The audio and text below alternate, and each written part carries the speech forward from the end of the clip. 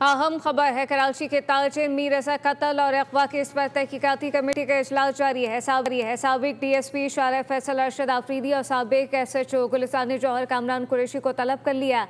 मजीद क्या तफसीलात हैं, मोहम्मद काशान से जानते हैं। जी काशान, बताइएगा।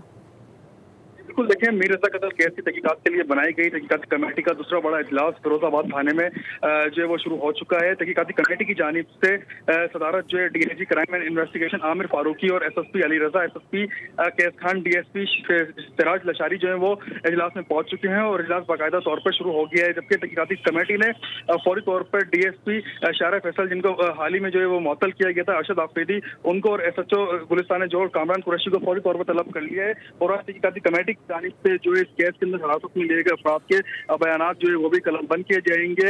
और DIG आमिर फारूकी जो है अब तक की तहकीकात के हवाले से जो इन्वेस्टिगेशन हुकाम ने उनको ब्रीफिंग दी है।